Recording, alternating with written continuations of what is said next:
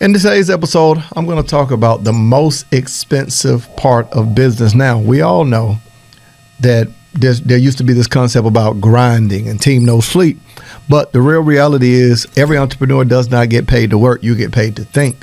What should you be thinking about in your business that drastically will grow your income? My goal is to help coaches and entrepreneurs turn their mind into money, teaching them how to take what they know, package it, market it, sell it, and automate it to make a massive income and massive impact, even if they don't have a lot of followers on social media. Welcome back to another episode of Monetize with Marcus. I'm your host, 𝗪𝗏. So let's just jump right into it. Like, this is a quick short form episode. I realized, like, this, I hope this doesn't sound bad. The person who works the hardest typically doesn't make the most money. Like, when you think back to, like, I know I'm probably talking to a lot of entrepreneurs or some who are still working and looking to move into full-time entrepreneurship. Like, I get it, right? Or you decided you love your job, but you got a side hustle.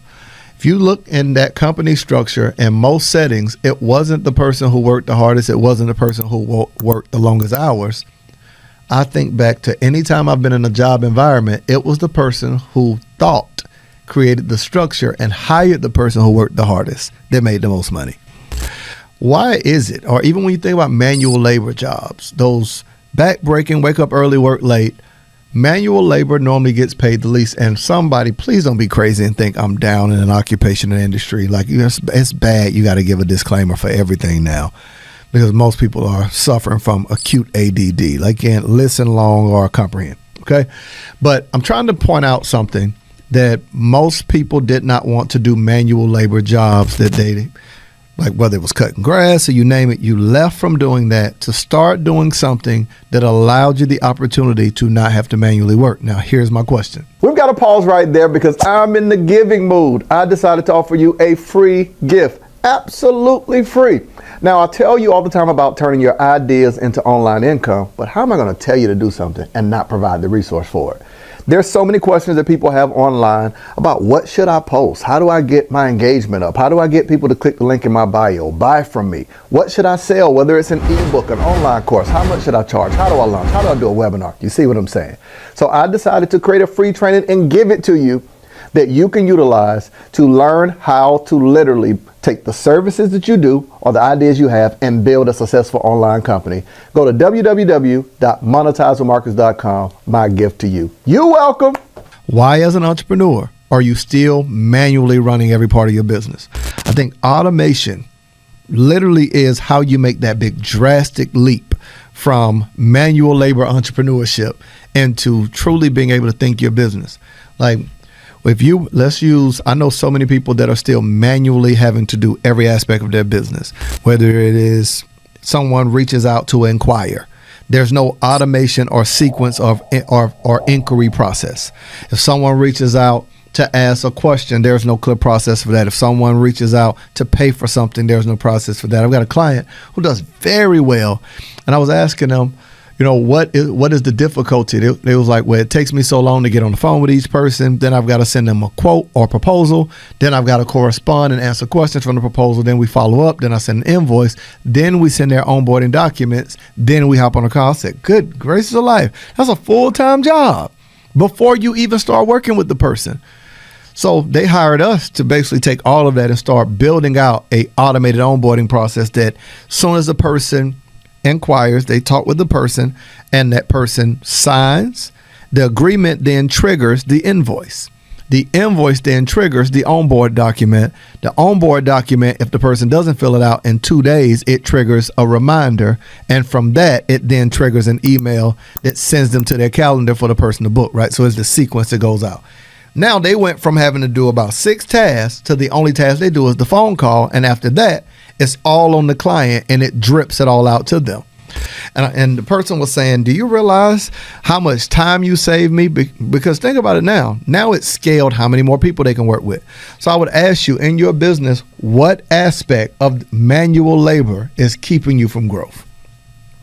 Every entrepreneur should be thinking about it, either outsourcing it, hiring someone, or automating it. Once you do it long enough, You just want to do it just long enough to learn the ins and outs of it and find the most effective way to do it and then automate it. Like if you've done it for longer than a couple of times, you kind of know that checklist. I do this, then I do this, then I do this, then I do this.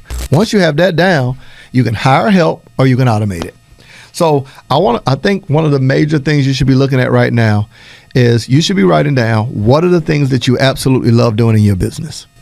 Like what's those 3 to 5 things that you say, I really enjoy this, I'll hold on to it. Like for me, I got really a handful of things I enjoy doing.